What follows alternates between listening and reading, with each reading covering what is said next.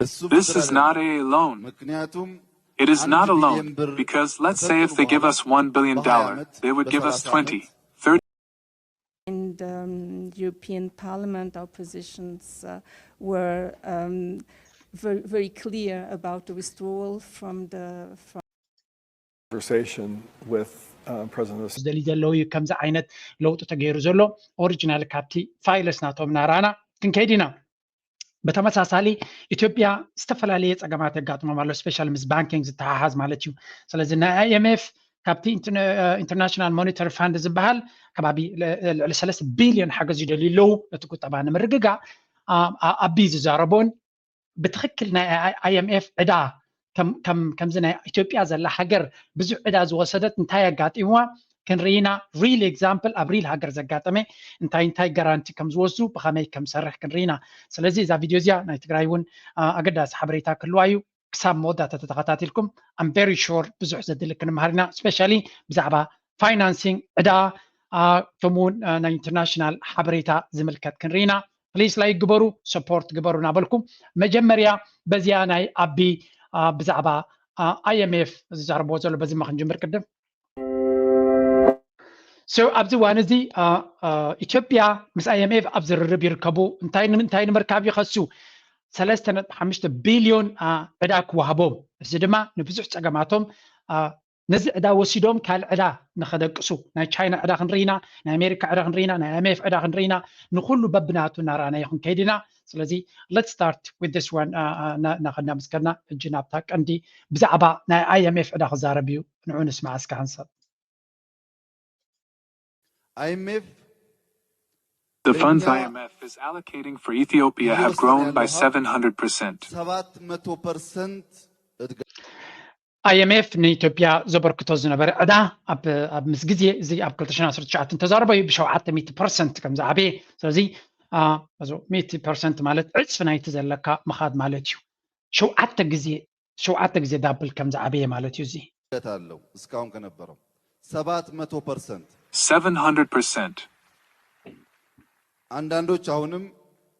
ድሮም ብድር ነበረብን There are some that say we are adding more debt to the country's already high debt. ከIMF እና ከወርልድ ባንክ መበደር بتخكل ابتهاجر كاب عدانا بعدات خيط كم زلا بزع زي تزرب نعو كملس كله زحجر زي سلام تاي بزع عدات توسد هلا نزمل كملس كله نزبحل ازراربا كملس كله انتاي مالتيوس كسمعوا نيش تابزي But borrowing from the IMF and the World Bank is like borrowing from one's mother. This is not a loan. It is not a loan, because let's say if they give us $1 billion, they would give us 20, 30 or 40. دايبلالو كاب IMF ملقح كاب وورلد بانك ملقح كم بديخه كم كاب اديخه تلقح زلخه غيركا وسدو كومينا نوسدو يبلالو is it really سنهلنا كنرينا كاب اديوم ديم زلقح زلو ويس كاب من سنهلنا كنرينا ابريل اكزامبل ابكال هاجر زقاطه مالتي سلازي ناي 10 عامت ناي 3 عامت ناي 4 عامت يوم زبونا تلقحنا بلي يو تزارب زلو listen carefully now زي اقداسي نقول سبنا خفلطه years at a very low interest rate 2% ناي 10 عامت 3 عامت كبنا خلو interest rate ولد ما 3-4% نابلي بتحد درجه ولد يوم زبونا يزبل زلو اوكي كنرينا بزعبا زي فيديو زياده بزح حساب كتبصح يمعصن مخنياتو عدا كمي كم سرح نخنفلت كتحجزنا نا تشاينا خميو نايزي كله اجنازي بكزارب يدحركا بكل معازن كنرينا 3 or 4%. What hurts Ethiopia is not borrowing from these institutions, but borrowing from corporations and some countries. For example, they would loan us money to build a railroad but want their loan payments to start even before the construction is over. If an investor takes a loan from a bank and is given time, with hard work the investor could become profitable. But if a bank loans the investor $100 today and asks for $150 tomorrow, it would make them سو انتهي بلالو كاب IMF وي كاب وورلد بانك ملقح كتلقح مخال ازيو حجازيو بنصارو كاب كالو تكالات كومون كاب كالو تغراتنا من كاب تشاينا دي كاب كالك بزعبا منقد بابر كبل كله بزح غزي كاب تشاينا زتلقح ويو سلازي كابوم كنلقح كلنا حدا غزي ات بروجكت كي تودو خلو نسرح كي بصح خلو انتهي زجمر ولا كتكفلي خاتي جمر سلازي نعبنت كم بعد صرغيان دحر خوينو وي كم بعد I don't know ፓብሊክ ኢንፍራስትራክቸር ከም ዝንሱ ሙዚየም ድዩ ገለ መለ ዝሰርሖ ዘለኹም እንተኮይኑ እቲ ትካል ተሰሪሑ ከይተወደኸሉ ወለድ ክትገብር ኢኻ ክትከፍል ክትጅምር ኢኻ ከምኡውን ዋላ ኣብ ስራሕ ምስ ኣተወ ቀጥታ ገንዘብ ዘየምፅኣልካ ትካል እንተኮይኑ እንታይ ክገብረካ እዩ ዝጅምር እቲ ዕዳ ትወለድ ናቱ እናበዝሐ ብቁልጡፍ ክትከፍል ትኽእል እቲ ትካልቲ ግን እቲ ሰሪሕካዮ ዘለካ ተቅርፂ ግን ገንዘብ ዘይእትወልካ ተኮይኑ ፀገም ይፈጥረልካ እናበለ እዩ ዝዛረብ ዘሎ ኦኬ fair enough ከምኡ ክብል ከሎ እቲ ንናይ ፕሮጀክት ብናይ ዓይነት ፋይናንሲንግ ክትገብር ኣለካ ቀዳማይን መሰረታዊ ኣገዳስነት ዘለዎ እዩ that's why ድማ ፖለቲከኛታት ንፕሮጀክት ክመርሑ ዘይብሎም ዝበሃል ፖለቲከኛታት ንኢኮኖሚ ዘይርዱ ንፋይናንስ ዘይርዱ እንድሕር ኮይኖም ዝልቅሕዎ ኩሉ ግዜ ነቲ ሃገር ዕንወት ይኸምፃላ ዝኽእል ስለዚ ኣብ ዕዳ ኣብ ኢኮኖሚ ኣብ ፋይናንሲንግ ክኸውን ከሎ ኤክስፐርትስ ናይቲ ዓውድቲ ፈሊጦም ኣስተውዒሎም ኣገናዚቦም ምስቲ ኩሉ ኮንዲሽን ናይቲ ፕሮጀክት ርዮም ክገብርዎ ክኽእልሎም ብስምዒት ብፍላይ ፖለቲከኛታት ገዛ ክሰርሑ ከለዉ ከምዚ በለጭለጭ ዝብል ዓብ ነገር ዝርአ ነገር ክሰርሑ ከለዉ ደገፍ ንክረኽቡ ይሕግዞም እዩ እዚ ፕሮጀክት እዚ ግን ብትክክል ነቲ ሃገር ነቲ ተለቂሖሞ ዘለዉ ንከምልሱ ይሕግዞም ዳይሕግዞም ንዝብል ኣርስቲ ብዙሕ ግዜ ከይሕግዝ ዝኽእል እዩ ህያው ኣብነት ናቱ ቤተ መንግስቲ ንሱ ዝሃንፆ ዘሎ ተለቂሑ ዝሃንፆ እንተሎ ጥፍዓት እዩ እዚ ስለምንታይ የስ ኣብ ፅቡቅ ቤተ መንግስቲ ሰብ ክትቅበል ገለ መለ ፅቡቅ እዩ ግን ገንዘብ ክትወልካ ይክእልኒ ስለዚ ገንዘብ ዘይትወልካ ተኮይኑ ፕሮጀክት እትወለድ ናቱ ክትከፍል እንድሕር ኮይንካ ካበይካ ክትምፆ ካብ ካልእ ክፋል ክትገብሮ ዝግባእካ ገንዘብ ኢካ ክትወስድ ቁጠባ ድማ ናብ ሕማቅ ገፁ ይኸይድ ንቐፅል ሳይሆን አራጣ ይባላል በአማርኛ ሕጂ እንታይ ይገብረልኩም እየ እዛ ዝብላ ዘሎ ከይትነብሓና ምንታን let's look into ኣብዚ ኣብ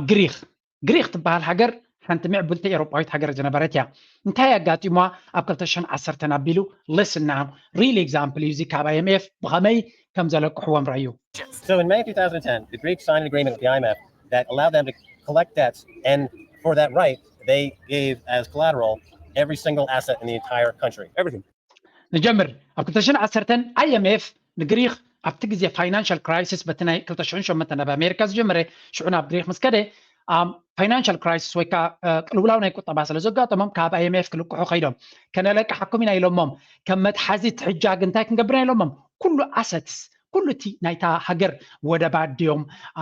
ፅቡቅ ነገር ድዩ ገለ መለ ኩሉ ኣገዳሲ ዝበሃል ኣሰት ኣፍራይነት ዘለዎ ክፋል ናይታ ሃገር ከም ትሕጃት ሒዞሞ ነቲ ዕዳ እንተዘይከፊሎም እንታይ ክገብሮም ይኽእሉ ሕጂ ስምዑ ኣብ እንታይ ይብል ነይሩ ካብ ኣዴኻ ኢኻ ትልቃሕ ዘለካ ይብል ፀኒ but listen ኣብ ሪያሊቲ ናይ ኣፍሪቃ ሃገር ካልእ እዩ ናብ ኤውሮጳ ኢና ንዛረብ ዘለና ናይ ኣፍሪቃ ኩሉ ግዜ ትዝኸፈይቲ ኮንዲሽንስ Not only we collateralized all Greek Republic assets, but we also signed that in the meantime, if we need additional money, we cannot go to ask for money somewhere else. So we are obliged to ask money to them. We became their slaves. Here is in So እንታይ ይብለኩም ፀኒሕቲ ዶክተር ኩሉ ኣሰት ስናትና ኩሉ ትናትና ዘሎ ኣገዳስነት ኣብነት ኣሰት ዝበሃል ኣብ ኢትዮጵያን ኤርላይን ክኸውን ይኽእል እቲ ዲጋ ክኸውን ይኽእል ካልእ ናይ ሕርሻ ቦታ ክኸውን ይኽእል ገለ ነገር ኣፍራይነት ዘለዎ ማለት እዩ ኣሰት ስለዚ ኣገደስቲ ኣሰትስ ናይ ግሪክ ብምልኣቶም ከም ትሕጃት ሒዞሞም ስለዚ ዕዳና እንተዘይከፊልና ነቲ ኣሰት ነተትሒዝናዮ ዘለና ከም ትሕጃ ንዑጥራይ ክወስድዎ ዘይኮነሲ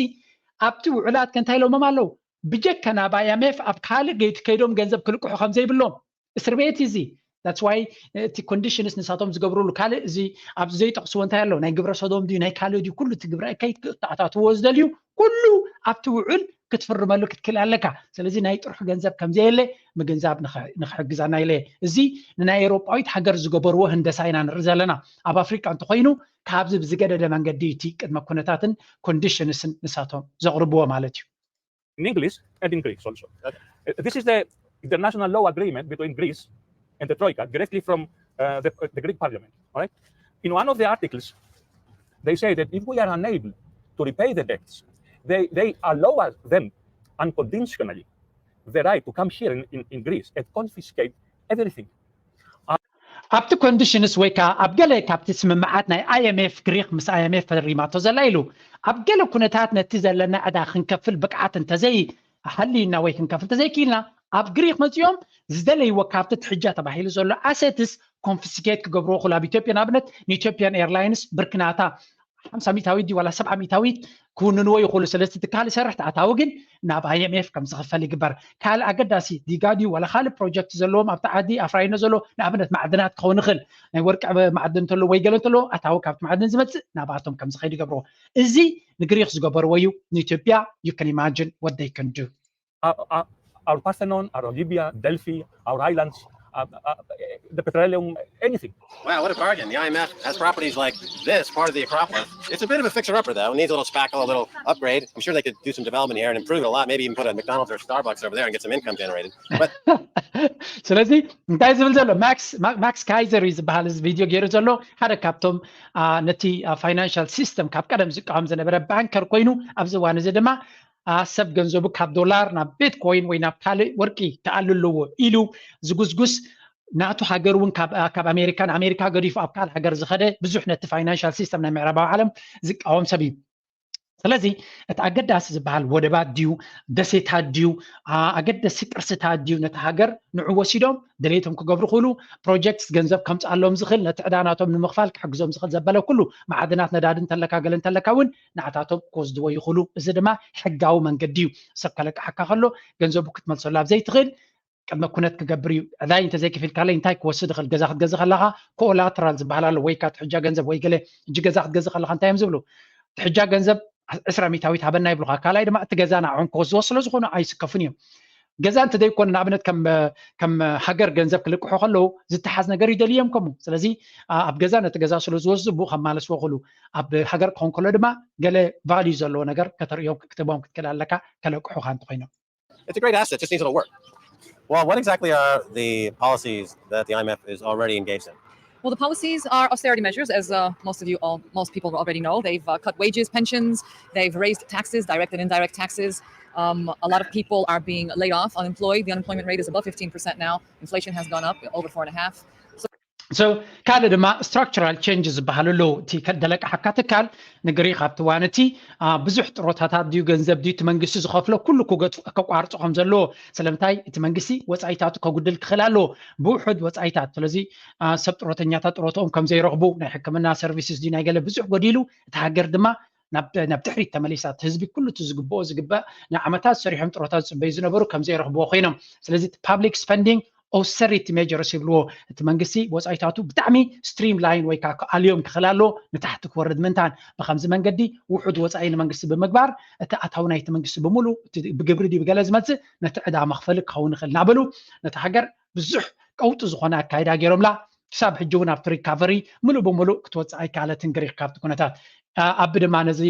ኣብ ታሪክ እንታይ ከም ምዃኑ ከይፈለጠ እዩ ዝግዕር ዘሎን ዝዕንድር ዘሎን ገንዘብ ብናፃ ዝርከብ ይመስሎ ኣሎ ካብ IMF ከም ኣዴኻ ከም ትልቃሕ ዘለካ ክብል ከሎ ክሳብ ክንደይ ትክክለኛ ርዲኢት ከም ዘይብሉ ብዛዕባ እቲ ኣካይዳ ወይ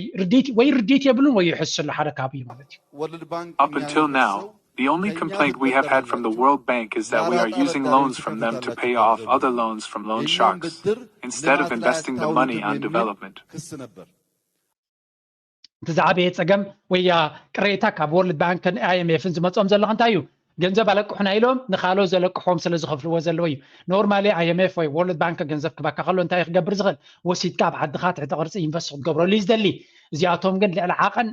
ዕዳ ስለ ዘለዎም ኣብ ቻይና ጥራይ ንኸይድ ሕጂ እንታይ ዓይነት ዕዳ ኣለዎም መንታን ክንፈልጥ ክሕግዘና ሉክ ኣት ቻይና ጥራይ ቻይና እዚ ኩሉ ትሪእዎ ዘለኹም ኣብ ኣዲስ ኣበባ ዝረአ ዘሎ ፅቡቕ ዝኾነ ፅርግያታት ድዩ ቤንቶታት ድዩ መንገዲ ባቡር ድዩ ኩሉ ቻይና ዝሃነፀቶ እዩ ብዕዳ ኢኻ ተሃኒፁ ኣብዚ እዋን እዚ ክንደይ ዝኸውን ዕዳ ኣለዋ ንኣብነት ኣብዚ ቀረባ መዓልታት ናይ ቻይና ሓደ ፕሮጀክት ናይ ፅርግያ ኣብ ኣዲስ ኣበባ ኣመሪቖም ማለት እዩ ብትክክል ነቲ ሃገር ኣብ ምህናፅ ትሕቲ ቅርፂ ኣብ ምህናፅ ብዙሕ ገንዘብ ኢንቨስት ይገብሩ ኣለዉ እዮም እቲ ሕቶ ግን ንዑ ክመልስዎ ዓቕሚ ኣለዎም ኢትዮጵያ ኣብዚ እዋን እዚ ስለዚ ኣዝያ እታ ማሕደሪት ናይ ኣዲስ ኣበባ ሓዱሽ ፅርግያ ከተመርቕ ከላ ምስ ወከልቲ ናይ ቻይና ኮይና ማለት እዩ ብተደጋጋሚ ኣብ ዘለኩም እዚ ዕዳ ናይ ቻይና ኦፊሻሊ ንኢትዮጵያ ትውዳ ዕዳ ክንደይ ኮይኑ ኣሎ 13.7 ቢልዮን ኮይኑ ኣሎ ካብ 2000 ክሳብ 2020 ዘሎ ግዜ ማለት እዩ ስለዚ እዚ ዕዳ እዚ ኩሉ ክኽፈል ከሎ ድማ ወርሓዊ ኢንትረስት ሬት ወይ ከዓ ወለድ ክትክእል ኣለካ ትወለድ እዩ ትኸፍሎ ዕዳ ቀሲሉ ይክፈል ትወለድ ግን ክትክእል ኣለካ ኢትዮጵያ ድማ ካብ ብዙሓት ትካላት ናይ ኤውሮፓ ኣብ ዝሓለፈ እዋን ኣብ በርሊን ኣብ ዝነበረሉ ናይ ዕዳ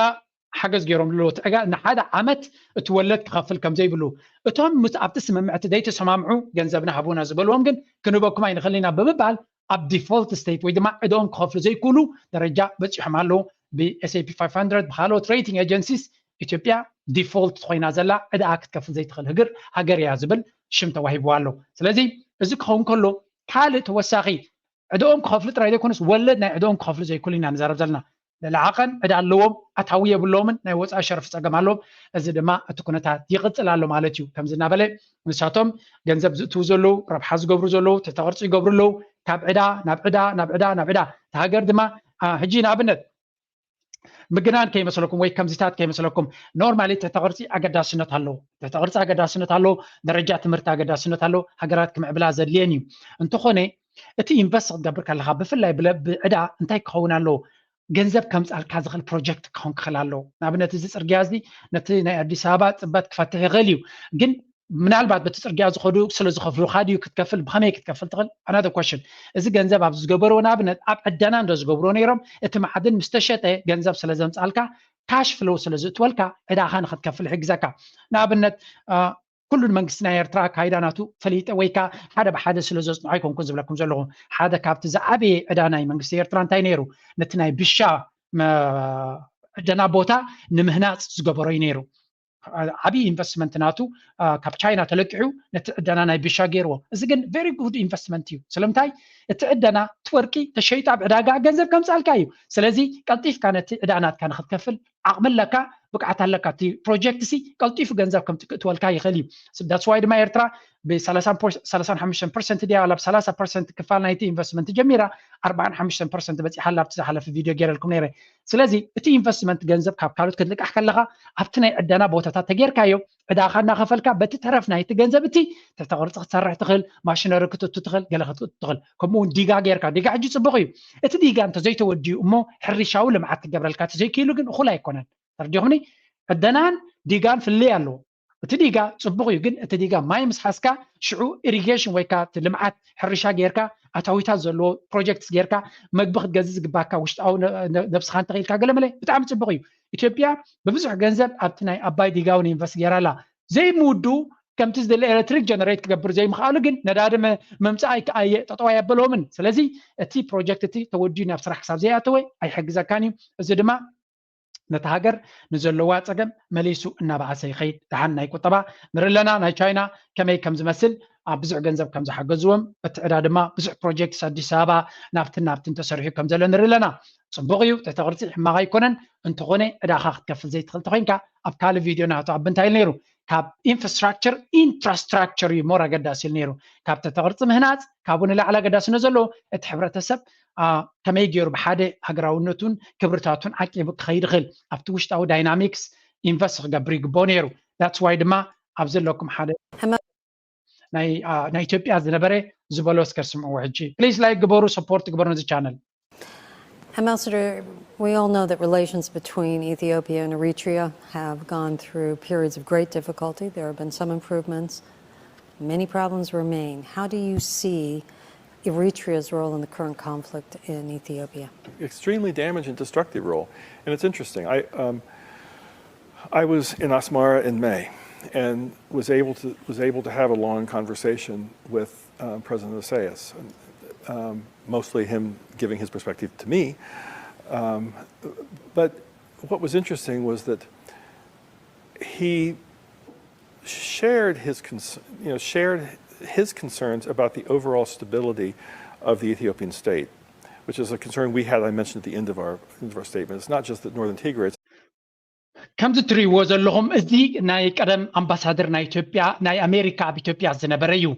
ورحي أبتدشن إسران حدن ورح مشته نيرترا كيدو لاب زنبرة كنتا مس بريزنت هاجر يرترا بريزنت سياس ترخي بخم زنبرن ناي 4 ساعات ميت كم زجبرن أبت ميت ناتو دما بزوج زي بريزنت نيرترا انتايلو نيبلالو زيادة أتوكرونات كان أغالبانات كان أبغوداي ناي إثيوبيا أنت تجبروا تبغى إثيوبيا وش تعود أجمناتها كابز أبتجراي زلوا يجدد نابلي تعزبتناتون تناتو كونسرن ويكا بزح أبتي إثيوبيا زكاية زلوس أجم قولي حكم زرعيو تزاري بنيرو تويتر يعني رزا فيديو زيا ناتو العماقن كما يجير كابتوانتي نهو حتى تدحني نيرمبر تي بريزنت سياس بلو لك نحنا ونريو زنبرنان نستو على زنبرنان ينابلي زارب زلو سلازي أبتوانتي طمتناي من سيرترا انتاي كم زنبري طمتناي بريزنت ناي هاجر يرترا اتناي إثيوبيا كنتات نوحوان زارب لو زنبرا كنتاتيو انت خوني ንሳቶም ኣተኩረናቶም ናይ ኢትዮጵያ ጉዳይ ኣይነበረ ነይራ ኣብቲ ናይቲ ውሽጣዊ ምፍሕፋሕ ናይ ኤትኒካዊ ፀገም ንሱ እቲ ዝዓበየ ፀገም ኮይኑ ዘሎ ኣብቲ ዞባ ኢሉ ነጊርዎ ነይሩ ንዕዑ ግን ኣገዳስነት ከም ዘይነበሮ ኣብ ትዊተር ፅሒፎም ነይሮም ስለዚ ኣብታ ትዊተር እውን ብዙሓት ኤርትራውያን ኣክቲቪስትስ እውን መንግስቲ ናይ ኤርትራ ፅቡቅ ዝኾነ ቅርበት ዘለዎም ክዛረቡ ከለዉ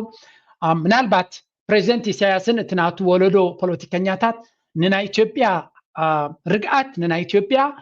ፅቡቅ ኮይና ክትከይድ ድሌት ከም ዘለዎም ንነዊሕ ከም ዝሰርሑን እንትኾነ ብወገን ኢትዮጵያ ኩሉ ግዜ ፅቡቅ ግብረ መልሲ ዘይኮነ ሕማቅ ግብረ መልሲ ጥራይ ከም ዝቕበሎም ዝነበረን ሕጂ ዘሎ ወለዶ ግን ናይ ኢትዮጵያ ርጉእነት ዘይገድሶ ወለዶ እውን ከም ዘሎ ኣብ ኤርትራ ብሰንኪት ኢትዮጵያ ትገብሮ ዘላ ኩነታት ተኺሶም ነይሮም ምናልባት ብትክክል ንዓይ ሓዊስካ ንኢትዮጵያ ሓዊ ከኣትዋ ፀገም ከኣትዋ ገላ ይደልን እየ ግን ኣብ ኢትዮጵያ ዘተኮረ ፖሊሲ ክህልወና ግን ኣይደልን እየ ኢትዮጵያ ሓንቲ ካብተን ኣገደስቲ ምንጭ ናይ ስግኣት ናይ ኤርትራ ንሉላውነታ ከምኡውን ንቐፃልነታ ናፅነታ ስግኣት ዝኾነት ሃገር ቀዳሚት ኢትዮጵያ እያ ስለዚ ናብ ኢትዮጵያ ዘቕንዕ ስትራተጂ ብዙሕ ጥንቃቐ ዘድልዮ ምዃኑ ዝምድና ምስ ኢትዮጵያ ጥንቃቐ ዘድልዮ ምዃኑ ኣብዚ ቻነለይ ብዙሕ ግዜ ተዛሪበ ኣለኹ ኣይ ቲንክ ነታነ ዝበልኳ ኣጉሊሖም ኣሎ ሕጂ ኔክስት ንሪኣ እንታይ እያ ኣብዚኣ ኣገዳሲት ናይ ዝሓለፈ እዋን ኣብፅልኩም ዝነበርኩ እያ እዚኣ ኣገዳሲት እያ እዚ ካንትሪ ስትራተጂ ኢንተግሬትድ ካንትሪ ስትራተጂ ዝብል ናይ ኣሜሪካ ካብ 22 ኣውፅኦሞ ዝነበሩ ናይቲ ስቴት ዲፓርትመንት ናቶም ዘውፅኦ ሓበሬታ ኣብዚ ምፅልኩም ነይረ ንሱ ድማ እንታይ ዝብል ኣብዚ ኣውፅልኩም ነይረ ሕጂ ኸ ኣብዚ ዓመት እዚኣ ቅድሚ 2 መዓልቲ ቅድሚ 3 መዓልቲ ዝወፀት ሓድሽ ስትራተጂ ኣሎ ናይ ቀደም ዝነበረ እንታይ ነይሩ ኢለኩም ብሓቂ ድፍረት ብዝመልኦ ቋንቋ ፍጹም ስኽፍ ከይበሎም ዝበልዎ እዩ ነይሩ ንሱ ድማ እንታይ ኢለኩም ነይረ ክሳብ ፕሬዚደንት ናይ ሃገር ኤርትራ ዝሓልፍ ክንፅበለና ብዝተኻለና መጠን ድማ ኣሚን ገለ ዓይነት ትዕቢት ክህልወካ ክኽእል ኣለዎ ኣብ ናትካ ፖሊሲ ከምኡ ኢልካ ክትፅሕፍ ፍሉይ ዝኾነ ትዕቢት ክህልወካ ክኽእል ኣሎ ማለት ብውሽጥኻ ክትሓስብ ትኽእል ኢኻ ኣብ ፖሊሲ ናትካ ፅሒፍካ ንዓለም ከተፍልጥ ግን ፕሬዚደንት ክሳብ ዝመውት ክንፅበይና ዝኾነ ነገር ንኢትዮጵያ ንኤርትራሲ ጨባቢጥና ክሳብቲ ፕሬዚደንት ዝሓልፍ ነቲ ዝመፅእ ወለዶ ግን እናሓዝና ክንከይድ ኢና ዝብል ስትራተጂ ፅሒፍካ ናብ ፓብሊክ ክዝርጋሕ ከለኻ ክሳብ ክንደይ ኣሮጋንት ወይ ከዓ ትዕቢት ከም ዘለካ እዩ ዘርኢ እዚኣ ግን ቀይሮም ኣለዉ ሕጂ ስለዚ ቀደም ከመይ ጌርካ ረጂም ቼንጅ ኣብ ኤርትራ ረጂም ቼንጅ ትብል ትሰምዖ ነርኩም መንግስቲ ኣሜሪካ ግን ቃና ቀይሩላ ኣብዚ እዋን እዚ ሌትስ ሉክ ኢንቱ እዚኣ እታ ናይ ቀደም ዝነበረት ኣጉሊሃ ርአየኩም ነይረ ከመይ ጌርካ ነቲ ፅልዋ ናይ መንግስቲ ኤርትራ ኣብ ካልኦት ሃገራት ከይከይድ ብቕልል ዝበለ our primary strategic policy goal is to cultivate Eritrea's next generation and prepare post Isaias era እዚ ከመይ ጌርካ ነቲ መንእሰይ ወለዶ ከም ዝፈትወና ንገብር ከመይ ጌርካ ድማ ንፕሬዚደንት ኢሳያስን ናቱ ሰርክልን ክሳብ ዝሞቱ ነቲ ሃገር ጨቢጥካ ትሕዛ ዝብል ትዕቢት ዝመልኦ ሪሊ ንሰብ ክሕርቁ ምናልባት ነቶም ኣብ መንግስቲ ኤርትራን ዘለዉ ክሳብ ክንደይ ንዕቀት ከም ዘለዎም ዘርኢ ነይሩ ሕጂ ግን ቀይሮም ኣለዉ ኣሜሪካ ፀገም የብሎምን ሕጂ ተቐይሩ ዘሎ ከርእየኩም እየ እንታይ ገይሮም ኣለዉ ኣብዘን 2-3 መዓልቲ ዝወፀ ስትራተጂ እዩ ሶ ኣገይን ኣብዚ ረዩ ግልፂ ብግልፂ ክኾነና ስለ ዝደልየ ሕጂ መዓስ ኣቤት ገይሮሞ ኖቨምበር 17 2023 ነዚ ካንትሪ ስትራተጂ ዝብል ዝነበረ ቅድሚ ሎሚ ዕለት 20 ይገብራ ኣለኹ እዛ ቪድዮ ዕለት 17 ኣፕዴት ገይሮም ኣለዉ እንታይ ኢሎም ካብቲ ቀደም ዝነበረ let's look into that ስለዚ ከሪኩም ስለ ዝደሊ ሓደ ብሓደ እናረኣና ክንከይድ ኢና ኣብቲ ቀዳማይ ገፅ ዘሎ ናቶም ስትራተጂ ራይዎ ካብቲ መጀመርያ again ኣብቲ ኖቨምበር 2022 እቲ ምቁራፅ ተኽሲ ክግበር ከሎ ፅቡቕ ነገር ከም ዝነበረ ንሱ ብምግባሮም ኤርትራ ድማ ሰራዊታ ከም ዝኣለየ ኤውሮፓዊ ሕብረት ግን እንታይ ይብላ ኣሎ ክንርኢ ኢና ስለዚ and participated in the withdrawal of Eritrean troops from Tigray ናይ ኤርትራ ስቴት ዲፓርትመንት ናይ ኣሜሪካ ስቴት ዲፓርትመንት እንታይ ይብላ ኣሎ ድሕሪ ኣብቲ ውዑል ናይ ፕሪቶሪያ ዝተገበረ ማለት እዩ ኤርትራ ሰራዊታ ካብ ትግራይ ከም ዘውፀት the peace process and Eritrea's de-escalation of military presence provides an opportunity to reshape bilateral relations with Eritrea to a more productive and including peace and development in the Horn of Africa. ስለዚ ኤርትራ ነቲ ኩነታት ናይ መስርሕ ሓደ ካብቲ ተፃብኦ ነቲ ተፃብኦ ብምውጋድ እቲ ኩነታት ናይ ዕድልን ናይ ክልታዊ ዝምድና ንምግባርን ኣፍ ደገ ዝኸፈተ እዩ ስለዚ opportunity to reshape bilateral relations with Eritrea ኣሜሪካ ምስ ኤርትራ ዝምድና ንክትገብር ዕድል ዝፈጥር ምዃኑ ይዛረብ ኣሎ ስለዚ ኣሜሪካ ዝነበራ ናይ ተፃብኦ ቋንቋ ኣብ ኤርትራ ትቕይር ከም ዘላ የርኢ ኣሎ እዚ ከዓ ናይ ብሓቂ ምስቲ እዚ ምስ ምንታይ ዝተሓሓዝ እዩ ናይ ኣልጀርስ ውዕል ክትግበር ኣለዎ ክብሉ ከለዉ ኤግዛክትሊ ምዝያ ዝተሓሓዝያ ነዚ ኣብዚ ምስ ቀየሩ እዮም ኣብቲ ናይ ውዕል ኣልጀርስ ድማ ክንቅይር ኣለና ዝብሉ ዘለዉ ምናልባት ናይ ኤውሮፓ ሕብረት እቲ ሓበሬታ ስለዘይበፅሖም ዲ ወላ ስለምንታይ ፅንዕና ክንሪኦ ኢና ስለዚ this is great news ንዓና ኤርትራውያን ማለት እዩ እቲ ዝነበረ ፖሊሲ ናይ ተፃብኦ ይቅየር ከም ዘሎ the US embassy in Asmara Eritrea strives to build on this positive change and increase the understanding between the people of the United States and the people of Eritrea ስለዚ እቲ ኤምባሲና ኣብ ኣስመራ ዘሎ ድማ ምስ ህዝቢ ኤርትራ ወይ ከዓ ኣብኡ ነቲ ዘሎ ዝምድና ነዚ ፖዚቲቭ ኣወንታዊ ለውጢ ናብ ዝለዓለ ደረጃ ንክኸይድ ክፅዕር ኣለዎ እዮም ዝብሉ ዘለዉ ኦልሬዲ ቀይሮም ቋንቋ ማለት እዩ ቃናን ሙዚቃን ቀይሮም ኣለዉ ስለዚ እንታይ ይብላ ኣሎ Eritrea's return to the international authority on development ስለዚ intergovernmental authority ብለና ኣሎ ኤርትራ ናብ ኢጋድ ምምላሳ ድማ ሓደ ጽቡቕ ነገር እዩ ይብሉ ኣሎ also presents an opportunity to encourage positive and constructive relations between Eritrea, its neighbors and regional organizations and promote resolution of yes ኣብ ኣፍሪካ ከምኡውን ኣብቲ ኩነታት exactly ኣሜሪካ እንታይ ትደልላ ኣብቲ ቦታቲ ምስ ኤርትራ ጽቡቕ ዝምድና ክትገብር ትደልላ ሓልዮት ናይ ህዝቢ ኤርትራ ሓልዮት ናይ መንግስቲ ኤርትራ ወይ ናይ መንግስቲ ኤርትራ ፖሊሲ ብፍሉይ ስለ ዝተረድኦም ኣይኮኑን again ኣብ ካብዚ ቻነል ነጊረኩም ነይረ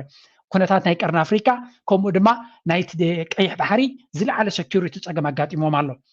እታ እንኮ ተሪፋቶም ዘላ ጅቡቲ እያ ሱዳን ትቃፀል ኣላ ስለዚ ጉዳይ ናይ ሱዳን መዕለቢ ንክረክብ ተብተብ ይብሉ ኣለዉ ኣብዚ ቀረባ እዋን ድማ እቲ ነቲ ተሪር መጠንቀቕታ ነቲ RSF ሂቦሞ ከብቅዑ ንሱ ድማ ንዖም ገዲፉ መጥቃዕቲ ከም ዝገበረ ከምኡውን ሰራዊት ናይ ሱዳን ሰራዊት እውን መጥቃዕቲ ይገብሩ ከም ዘሎ ስለዚ መንግስቲ ኣሜሪካ ብተደጋጋሚ መግለፂ የውፅእ ኣሎ እቲ ስቴት ዲፓርትመንት ናቶም ናይ ሱዳን ጉዳይ ኣውት ኦፍ ኮንትሮል ኮይንዎም ኣሎ ኩነታት ናይ ኢትዮጵያ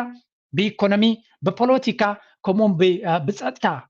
ካብ ሕማቅ ናብ ዝገደደ እያ ትኸይድ ዘላ ኣውት ኦፍ ኮንትሮል ኮይናቶም ኣላ ብንየው የመን ዲቕ ዝበለ ኣዋጅ ናይ ኩናት ገይሮም ኣለዉ ንሙሉእ ዓለም ዝፀሉ ሴኩሪቲ ፕሮብለም ፈጢሮም ኣለዉ the only country ኣብቲ ቦታቲ ርግኣት ዘለዎ ኣብዚ እዋን መን እያ ኤርትራ እያ ካልአይቲ ኸ ጅቡቲ ግደፍዋ ንሶማል እውን ናብ ርጉእነት ንክትከይድ ሓደ ናይ ክንደይ ቢልዮናት ዕዳ ዝነበረ ሰሪዞምሎም ኣለዉ ካልእ ድማ እቲ ናይ እገዳ ናይ ኣፅዋር ዝነበሮም ኣልዮምሎም ኣለዉ ስለዚ I think there is a very good optimism ናይ ኤርትራ ካብቲ እገዳ ክትእለየሉ ትኽእል ትስፉ ሃዋህው ኣሎ ክብል ይኽእል ሚት ካብ ሚት ክብል ኣይክልኒ ትስፉ ሃዋህው ኣሎ ስለምንታይ ትስፉ ሃዋህው ኣሎ ንብል ኣለና እቲ ኩነታት ኣብ ቀርኒ ኣፍሪቃ ዘሎ ይርይዎ ስለ ዘለዉ ታእንኮ ስቴብል ዝኾነት ኣብ ዝዋን እዚ ኤርትራ እያ ዘላ ካልእ ግን ኣቐድም ኣቢለው ነጊረኩም ነይራነ ዲፕሎማስያዊ መንገዲ ናይ ኤርትራ እውን ንኣሜሪካ ይግድዳ ኣሎ ነዚ ኣብ ፖሊሲ ንክትቅይር ክንብል ንኽእል ኢና ቤኒ ጅምርቹ ምስ ቻይናን ራሽያን ዝግበር ዝነበረ ብዓብዩ ርኢና ነርና እዚኣቶም ተፃባእቲ ሓይሊ ክኾኑ ከለዉ ምስ ስዑድያን ግብፅን ዝግበር ዘሎ ድማ እዚኣቶም ካ ቀረባ ዝምድናታት ምስ ኣሜሪካ ዘለዎም እዮም ስለዚ ምስ ግብፂ ምስ ስዑድያ ከምኡ ድማ ምስ ኬንያ ዝተገበረ ዝምድናታት እዚኣቶም ምስቶም ተፃባእቲ ሓይሊ ናይ ኣሜሪካ ቻይናን ራሽያን ፅቡቕ ዝምድና ኣሎ ምስቶም መሓዙት ናታ ኣብቲ ዙርያ ኤርትራ ዘለዉ ድማ ፅቡቕ ዝምድና ዝተገበረ ብወገን ኤርትራ I think diplomatically ፅቡቕ ጌም ተፃዊቶም ከም ዝነበሩ ብዙሕ ግዜ ኣብዚ ቻነል ገሊፀልኩም ነይረ ውፅኢት ናቱ ሕጂ ናይ ኣሜሪካ ጉዳይ እዩ ነቂፃ ድያ ክትከይድ ወይስ ክትቅይር ትኸውን ኢና ንብል ነርና ኣነ እኮ እንታይ ይብል ነይረ ኤርትራ ብመንገዲ ስዑድ ዓረብ ብመንገዲ ግብፂ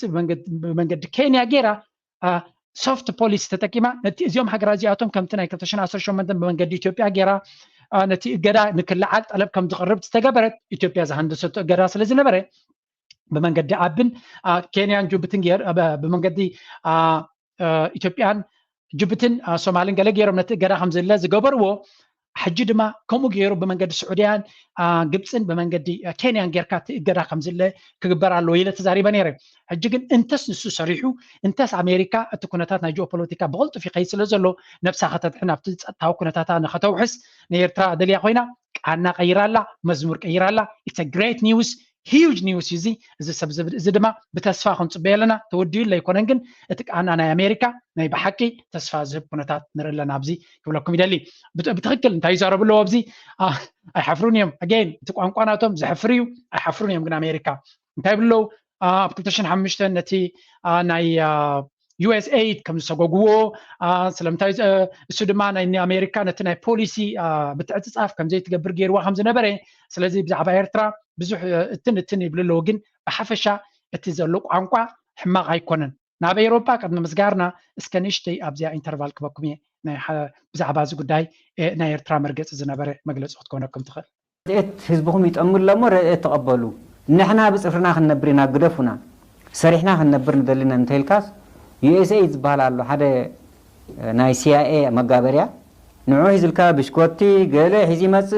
عز فناتو 3 أنتنا استخلا مكاين نحدا عدي بشكوتو خطب تغير مو بمليون عمد زي وص سلاو مربب تخيل الكخيراب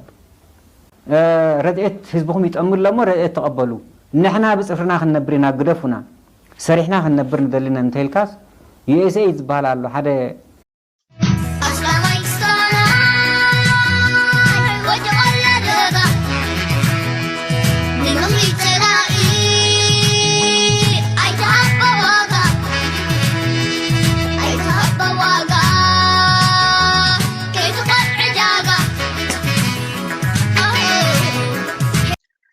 So كم زين ريالت أنا هنا نا أمريكا بوليسي روي لو تغير خمسة لو نرجع هنا حجنا أبي كن كيدنا really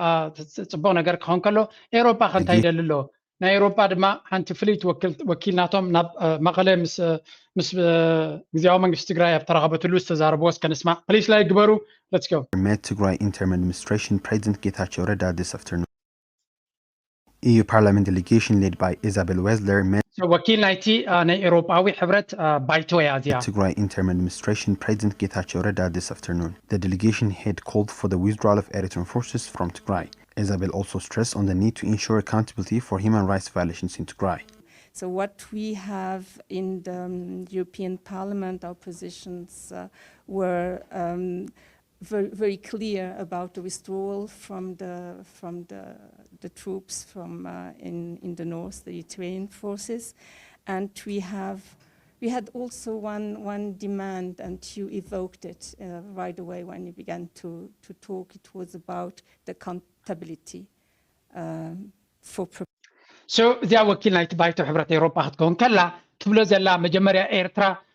كاب لولاوي جزءات ناي تجراي كتوز علوا what does that even mean بتدقاقامي منجس إيرترا ويكا وكلتنا منجس إيرترا وكا منجس إيرترا ولا I think أبقى لما قلت سناتو يمانا قبرا أبون قلت ونيرو إيرترا أبتي internationally زتبين بين بكوردينيت زتبين جزءاتا سراويتا أبتي ناتا جزءات مبر أبزي جزءاتو خمزي اللي سلازي exactly كم زك زاربو خلو بتدقاقام أب تويتر وين بليس أب تويتر وين فلو قبروني كالوت إيرترايان بتدقاقامي exactly أبيناي بوتاي رقحوه سراويتنا إيرتراسي أبيناي بوتاي ناي تقراي زلو أبلو لاوي مريت ناي تقرايسي أبيناي بوتاي زلو نزل الملسا هيبونيا بتدقاقامي إسي زربازي بوغن أمريكا again أوروبا حبرت ون انتخوني أبزي حالفة كم زقلتو لولاو دوبناي كلتين هقرات تخبر كم زلو يبلالو إيرترا أبيناي كفالناي تقرايو سراويتا زلو وي مجلس قبلهم ويا كم زي قبله كللو نبى صيل كازرباز دربجن نتكونتات مليسو زخرر مخانو كالون أبتي هالكيد استفدتمه نيرترا ترايم زخصو واي نوت اندحرنا بحق لبري سلامك سنة زقد شكم كوينو الهالكيد أب تجرايز في أب محراز في تصم زلو أب تجرايز استفدتمه أب روما استفدتمه زفت منجست إثيوبيا منجستنا أبيو سلامنتاي نوعو accountability زي بلو أمريتنا إثيوبيا خلو أب هجر إثيوبيا يمزلو أب هجر إثيوبيا خينكا كم توترجن لنا إيرترا منجست موينجال أكل نايت النو حوان زتخطلوا بوليسيو زدما بتوم سكولارس ناتوم زاربوز نبرين تمارسنا الريو كانت عزم انت. In order to get stability back to the Horn of Africa, really President Isaias will need to go, and that is the one precondition that is necessary to allow the region to rebuild and to flourish. To that. زيا بروفيسور ميريام بتدقاقا من نجيركم الله حركاتي رجيم تشينج ويكابير ترازلو منجستي بوقعون أفاك فيتا بريزنت سياس كللو تبل زنبرت بتدقاقامي أبزينا برجين حمدو دو كالوين ديخ زبالة متتتاو زلوا أب تويتر يكون أب كالي أب كله تساتفو زلوا سبيا زيا تخطلو زنبرت بوليسي من البات حجابي أبز غربات هوت أو مجلس خنص بينا منجست أمريكا غيري حسابه already تا رجيم تشينج تبل زنبرت كبوليس نات أليوايو it's a matter of time من البات diplomatic mission أبير ترامس داديو زخون ركبون كنرين نخل خوين as long as especially تناي حوتي أجمع نغط على الدحر خيرو بتدمع من إثيوبيا كنتات كم زرية زلنا تخيرو ناي السودان كنتات زخون معلبي ترغبون له زخون إسرائيل لان لذي it's a matter of time من البات فلوي حماق نقرت زي قاتي من تزي كوينو كم تبوليس ناتهم صحيفة مزلو bilateral relations سيرترا زمدنا ክምስርቱ ድሌት ከም ዘሎ ዝገልጽ ቋንቋ ኢና ንርኢ ዘለና ስለዚ ናይ ኤርትራ መንግስቲ ዝኾነ ይኹን ነገር ኣይቀየረን ኣሎ እቲ መንግስቲ ኣሜሪካ ግን ሶፍተኒንግ ወይ ከዓ ምልስላስ ዝጀመረ ይመስል እዚ ግን ኣስተውዒልና ምርኣይ የድሊ ኣሜሪካ ንግዚያዊ ረብሓናታ ኣገይን ልክዕ ምስ ዝኾነ ይኹን ሃገር ክትከይድ ትኽእል ሃገር እያ ንግዚያዊ ፀገማታ ንምፍታሕ ምስ ዝኾነ ይኹን ፀላኢ ክትከይድ ትኽእል ሃገር እያ እዚ ድማ ኣብ ፖሊሲ ናይ ኣሜሪካ ብተደጋጋሚ ክንሪኦ ንኽእል ምሕሳብ ምስራቅ ዝደለኻዮ ቺት ምግባር ገለመለ እዚ ክፋል ፖሊሲ ናቶም ምዃኑ ናይ ቀደም ናይ 2016 ዝነበረ ሚኒስትሪ ጉዳያት ወፃኢ ናይ ኣሜሪካ ማይክ ፖምፔዮ ኣብዛ ምፅልኩም ነይረ ዝበለ እዩ ፖሊሲ ናይ ኣሜሪካ ከም ድሌትካ ምሕሳብ ከም ድሌትካ ምዝራብ ኣካልናት እዩ እዚ ፖሊሲ እዚ ንሎንግ ተርም ዝተሓሰበ ዶ ይኸውን ወይስ ንግዚያዊ ዓቕሊ ፅበት ዘለዎም ኩነታት ናይ ፀጥታ ንምፍታሕ ዝጥቀምሉ ዘለዉ either way ንዓይ ግን ብዝኾነ ይኹን መንገዲ ኮይኑ ኤርትራ ልክዕ ከምታ 2018 ምስ ኢትዮጵያ ምስ ሶማል ናይ ሰለስተ ወገናት ጌራ ተቐላጢፋ ነቲ እገዳ ከም ዝእለ ዝገበረት እቲ ካልኣይ ኩነታት መፅኡ እምበር ሕጂ እውን ተመሳሳሊ ኩነታት ተጠቂማ እቲ እገዳ ዝእለየሉ ስጉምቲ ክውሰድ ተስፋ ይገብር ኤርትራ በገዳ ተሓሚሳ ትነብረሉ ኩነታት ክህሉ የብሉን ኣብቲ ዞባቲ ድማ ስቴብል ዝኾነ ኣካይዳ ዘለዎ ኣብዚ እዋን እዚ ዘይቃፀል ዘሎ ብውሽጣዊ ናዕቢ ዘይቃፀል ዘሎ ዓዲ ኣብ ኤርትራ ጥራይ ዘሎ ብቲ ከባቢ ብምሉእ ምቅፃል ዘለዎ ኩነታት እዩ እዚ ድማ ነቲ መድረክ ፈጢሩ ዘሎ and this is as a Human Rights Committee we really insist a lot on this because it's really also our conviction that it is necessary. The delegation comprises 4 EU Parliament members. Tigray Interim Administration Deputies General Taddese Warede and General Erkan Gebretensai joined the discussion along the President. Getachew Reda expressed his gratitude for EU's Parliament for its position during the war on Tigray and the commitment in denouncing human rights violations. First, express our gratitude for the EU institutions in general and the Parliament in particular for taking a very principled position during the war in Tigray, and of course the EU institutions have been in the forefront of not only denouncing the crimes that have been perpetrated against our people, but more importantly, they have been making all kinds of efforts to make sure that people who have been involved in this crisis were held to account. President Getachew stated that the Eritrean forces continue to commit heinous crimes in areas they... በተኮይነ በቲ I think ትግራይ ብዙሕ በተዘማመደይ ብዙሕ ዲፕሎማቲካዊ ሚሽንስ ናዊ ይኸዱ ኣለዉ and this tells something ምናልባት ምስ ግዜ ክንሪኦ ንኽእል ንኸውን ኢና ግን ስቲል እቲ ናይ ህወሓት ካብ ጌም ወፅዩ ዝበሃል ኣብ ዘለንቀና ሓንዳሽ ኣርቲክል ወፅያ ነይራ እቲ ህወሓት ዝበሃል ከም ውድብ እናደኸመ ይኸይድ ኣብ ዘለሉ ኩነታት እቲ ግዜያዊ መንግስቲ ትግራይ ግን ሞር ኣቴንሽን ይረክብ ኣሎ ስለዚ ኣብ መንጎ ህወሓት ኣባላት ህወሓትን ኣባላት ናይቲ ግዜያዊ መንግስቲ ትግራይን ዘሎ ኩነታት እስከ በዚ ንርአዮ ንእሽተይ ኣብዚኣ ክምለሳ ኢና ንእሽተይ ትንተናከብ እየ ብዛዕባ እዚ ናይ ትግራይ ጉዳይ ቅድሚ እቲ ናይ ካልእ እሹ ናይ ኢትዮጵያ ምምላሰይ ማለት እዩ ምስ ኤርትራ ዘተሓሓዝ ገብረሉ ኣብ ሰራዊት ሓደ ነገር ግልጽ ገብረሉ ኣብ ሰራዊት ዘለና እኮ ተጋደልቲ ኢና ኣብ ህወሓት ዘለዎ እኮ ተጋደልቲ ኢና أبو ودانا خم تقارلت نتعقد. سكاي حزمانه. أنا منهم كردان لي خالد أنا من تاي أدو تقراي دانا بعت نبر. مرسليقنا كل سكاي حزمانه. نمن تاي زي مسوا نمن تاي ثمان أساس كل زي مسوات دخافل النبر أيرداني. نمن تاي نقول لك زي ناتورتنا أتي سك حصولي لك بقى كسن علل اللوجو نمن تاي نقول لك زيهم ملقات منها. خوريا ناسخا سلست معرفة تصادف خانة. كوندينير وهامو. مناسي حزو زلل مناسي كله تقاريله مسوات خفيله تبيوت الغريس قد تقلد تاي واستنانينا انا كوير غيرمني تاي واستنانينا Exactly, that's a very important topic. بحفشة تي جزياو من ستغراين هو حاتن زلو جاب نا جددي خيدالو تي جزياو من ستغراين بنا أمريكا دبلوماتس نا أوروبا دبلوماتس نا كالوتون مور تقبلنا تنارغبي خيدالو زد ما to some extent نا أبي زلون confidence يقولون زلو كوينو تريفو there might be something speculation is purely قمتات ناتي زب زلو تقمتات دما still እቲ ግዜያዊ መንግስቲ ትግራይ ዘሎ ኣባላት ገለ ቦታ ኣብ ኣዲስ ኣበባ ክረኽቡ ይኽእሉ ክወሃቦም ዝኽእል ኩነታት ይህሉ ኸውን ዝብል ገምጋም ኣለና because so many buzz ናይ ዲፕሎማሲ እዞም ኩሎም ሚሽንስ ናብ ኣዲስ ኣበባ ዝመፁ ቀጥታ ናብ ትግራይ ከይበፅሑ ኣይመለሱን እዮም ትግራይ ሓደ ክልል እዩ ናብ ኣምሓራ በፂሖም ዝብል ብዙሕ ኣይትርን ኢኻ ወይ ናብ ካልእ ኣይትርን ኢኻ ናብ ዝሓለፈ እውን ርኢና ነርና እቲ ስፔሻል ኤንቮይ ናይ ቻይና እውን ኣዲስ ኣበባ ነይሩ ኣብ ካልእ እውን ከይዱ ንመቐለ ከይዱ ቀጥታ ናይ ኤርትራ ድማ ከይዱ ስለዚ በቲ ሓደ ምስ ኤርትራ ዘሎ ዝምድና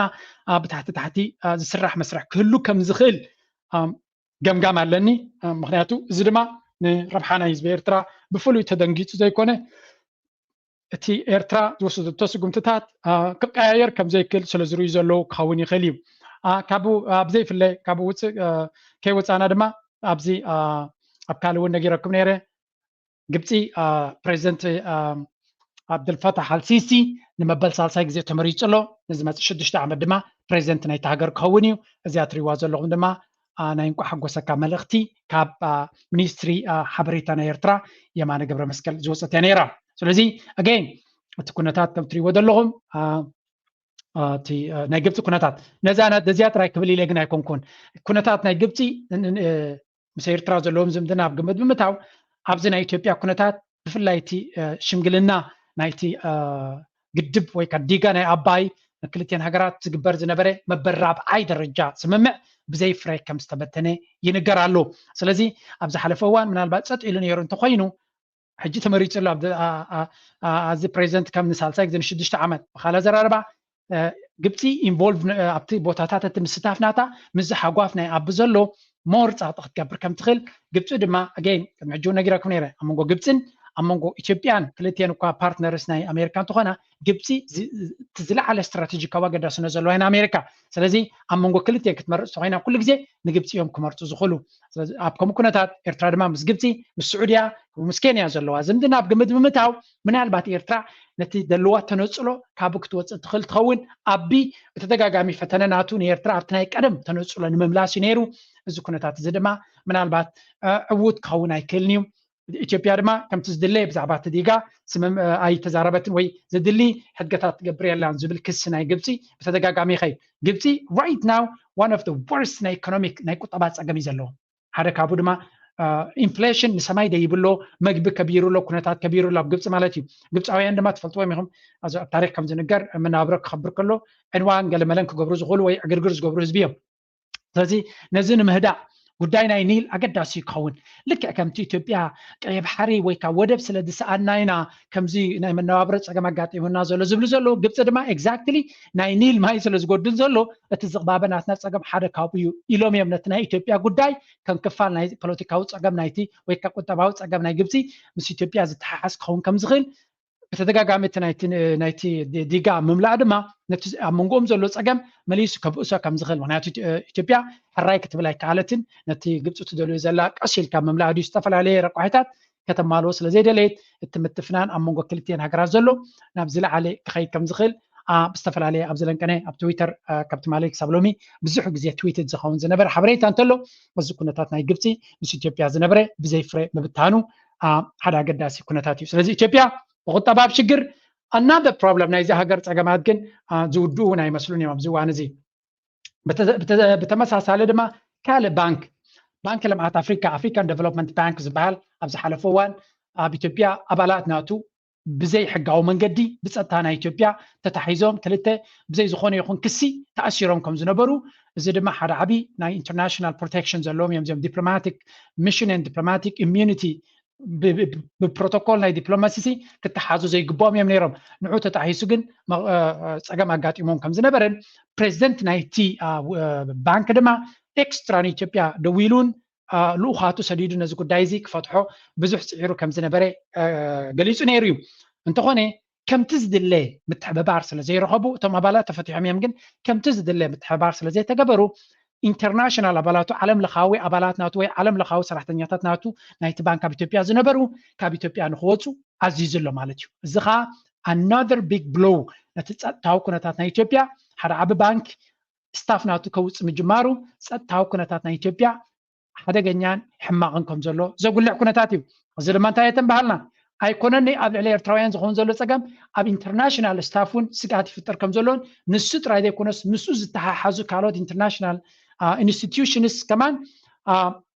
ስግፍታ ከም ዘለዎም ገሊፆም ኣለዉ ንሳቶምን ከምቲ ናይቲ ባንክ ልምዓት ኣፍሪካ ዝወሰኖ ክውስኑ ከም ዝኽእሉ ዝገልጽ ሓበሬታ ኣለዎ ስለዚ ብኩሉ መዳይ ክንሪኦ ከለና እቲ ፀጥታ እቲ ቁጠባ ከምኡውን ፖለቲካዊ ኩነታት ናይ ኢትዮጵያ ካብ መዓልቲ ናብ መዓልቲ ፅቡቅ ዘይኮነ ሕማቅ እዩ ዝመፅእ ዘሎ እዚ ድማ ናበይ ገፁ መደምደምትኡ እንታይ ክኸውን ይኽእል we don't know but ለሉ ኩሉ ጥንቃቐን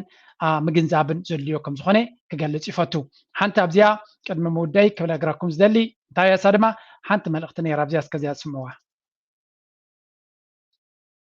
መሓላልፎ ዝደሊ ሓፃር መልእኽቲ ላትኒ ንሳ ከዓ ብፍላይ እትዮም ኣብ ኢትዮጵያ ትርከቡ ወይ ትነብሩ ዘለኹም ኤርትራውያን ማለት እዩ ኣብ ሰዓት እዚ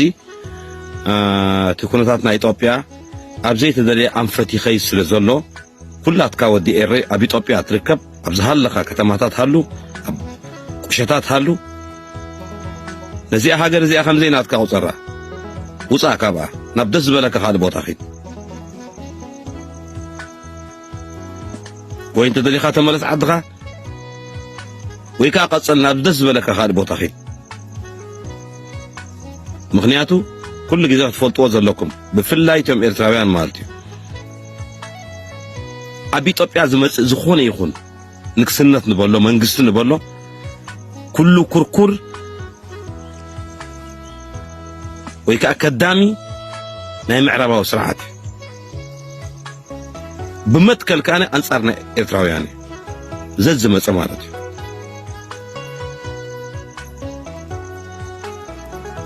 ዘዝመፀ ኣብቲ ኩርሲ ናይ ኢትዮጵያ ኮፍ ዝበለ ዝኾነ ይኹን ኩርኩር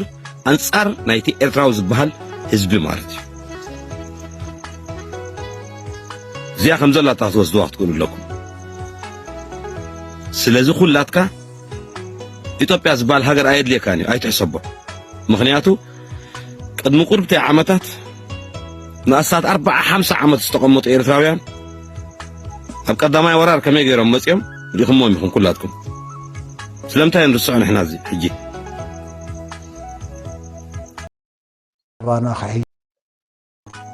እውን ክምረፅ ኣይነበሮን ኢትዮጵያ ዝበሃል ዘሎ በሬት ከማን ሕጂ ድሕሪ ዝኩሉ ማለት እዩ ግን ምናልባት ይዕረ ዝኸውን ኣወዳድባና ክሕይል ክኽእል ኣለዎ መሰረታዊ ኣብቲ ቅድመ ግንባር ክስራዕ ዘለዎ ጠበንጅኡ መሳርሒኡ ሒዙ ነዚ ውግእ እዚ ክምክቶ ዘለዎ ከዓ እቲ መንእሰይ እዩ ከመይ ገይሩ ተወዲቡ ይሰርሕ ኣብ ማእከላይ ምብራቕ ዘሎ ኣብ ኣፍሪቃ ዘሎ ኣብ ኤውሮጳ ዘሎ ኣብ ኣሜሪካታት ዘሎ ኣብ እስያ ዘሎ ነናይ ከባቢኡ ነናይ ጎደብኡ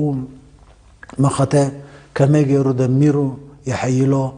ሓንቲ ደቂቃ ሓንቲ ሰከንድ ከይሰልከየ ቀፃሊ ከመይ ገይሩ ይሰርሕ በቲ ሓደ ከዓ ዋኒኑ ካይረስዕ ማለት እዩ ትምህርቱ ስርሑ ሽቕለት ኣፍራይነቱ ንቤተሰቡ ንስድርኡ ዝገብሮ ሓገዝ ከይረስዕ ሰው ኣብ መወዳእታ ክልተ ቪድዮታት ትሪኢ ሰሚዕኩም ፀኒዕኩም እቲ ሓንቲ ኣብ ኢትዮጵያ ዘለኹም ተጠንቀቑ ጥራይ ክብለኩም ዝኽእል እቲ ኩነታት ታሪክ ሓንቲ ዝምህረና እንተሎ ኢትዮጵያውያን ኣብ ልዕሊ ኤርትራውያን ክወዝዎ ዝኽእሉ ኩሉ ዓይነት ስጉምቲ ድሕር ዝብሉ ከም ዘይኮኑ ስለዚ ታሪክ ድማ ኩሉ ግዜ እናተደጋገመ ዝኸይድ ሳይክል እዩ ስለዚ ዝድገም ታሪክ እዩ ዘለና ንሪኦ ዘለና ኩሉ እውን ሓድሽ ኣይኮነን ዝተደግመ እዩ ንኣርባዕታት ዓመታት ኢትዮጵያውያን ኮይኖም ዝነበሩ ዘይመሓሩ ትማሊ ግንባር ብዶባት ሒዝካ ዝመፃኻ ሸለል ክብሉን እዮም ንዓይ ክገድፉን እዮም ኢልካ ምሕሳብ የዋህነት ጥራይ ክኸውን ዝኽእል እንተኾነ ኣብኡ ከይተበፅሐ ሰላም ይወርድ ይኸውን ካብኡ ወፃኢ ግን ኤርትራዊ መጀመርያ ክትገብሮ ዘለካ ዝኾነ ዓይነት ኢንቨስትመንትን ገለመለን መደብ ተለካ ተጠንቀቕ ዶንጆዳ ኣብዚ እዋን እዚ ግዝኡ ይኮነ ባንክታት ይወፁ ኣለዉ ትካላት ይወፁ ኣለዉ ወፃኢ ሸርፊ ፀገም ኣሎ ቁጠባዊ ፀገም ኣሎ ኣብዚ እዋን እዚ ኢንቨስት ኣይትገብርኒ ከም ኣብ ኢትዮጵያ ዝኣመሰለ ሃገር ተኽኢልካ ገንዘብ ተለካ ናብ ካልእ ሃገር ከም ዝሃድም ኣብ ካልኦት ነገራት ኢንቨስት ከም ዝኸውን ክትገብር ትኽእል ኢኻ ቀዳማይ ካልኣይ ድማ ምዚ ክበሃል ፀንሐ ሕብረተሰብ ናብ ዓዱ ክጥምተሉ ዝኽእል ናብ ዓዱ ገፁ ክሓስበሉ ዝኽእል መድረኽ ክመፅእ ዝኽእል ኮይኑ ይስማዓኒ ኣሎ ስለዚ ነፍሲ ወከፍ ሰብ ድማ ብግሉ ከም ሕብረተሰብ ክዳለወሉን ነዚ ክሓስበሉን ይግባእ ክብል ይደሊ ኣይ ቲንክ ኣብዛ ቪድዮ እዚኣ ብዙሕ ሓበሬታ ሰሚዕኩም ኣለኹም ከም ወትሩ ንኩልና ክሕግዝ ኣካይዳና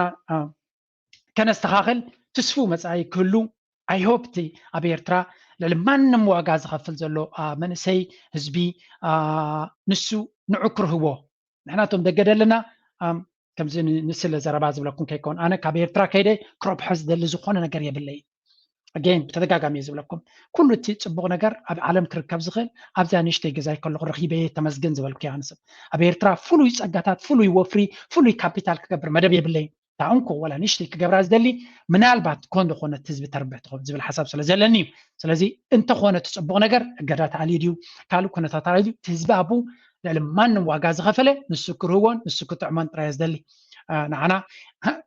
I don't want to say that, but I thought we will not his bowser to he won't and it's a gabe lane. Come George's like Zolo. I come ever to sub by Conan. Abi ever to sub the Gasolo again. Not to wish to look at Damina to Hibu Kulit Bonagar. Now I'm trying to Hibun. I don't have a problem. In Bashir Guascama, Mahatu, Sub and then Wagatus Gaboro, Wagatus Tagaleso, Amak Rakabigaba.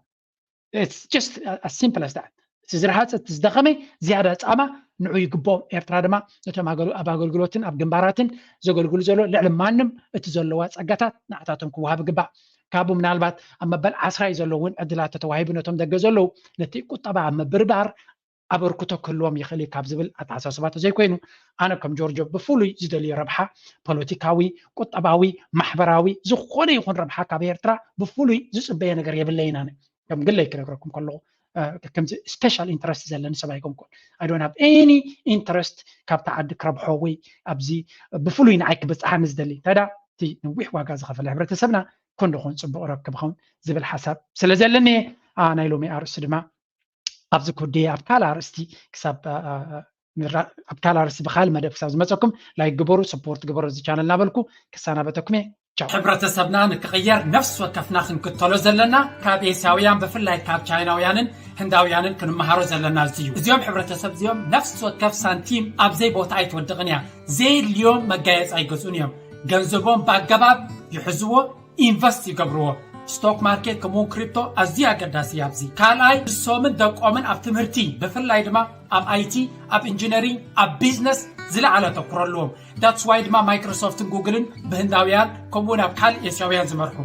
ሳልሳይ ድማ ነፍስ ወከፍ ዘለዎም ገንዘብ ኣብ ዓዶም ገዛ ድዩ ቢዝነስ ብምህናፅ እዮም ዝዓብዩ ነዚ ክሕግዝ ዝኽእል ዝተፈላለዩ ፕሮግራም ኣለና ከምኦም ንኽንዓቢ ክንክተሎን ክንመሃሮን ዘለና እውን እዩ ስለዚ ተጠቀሙሉ ይብለኩም thank you very much نفس وكف مدرس ناتو قرصنا فتره واقع فيلونا ليو ببترا ببره كتصبا صباي بوين حساب كورارب برامالو تاريخ يغدو ولا يغدو هجري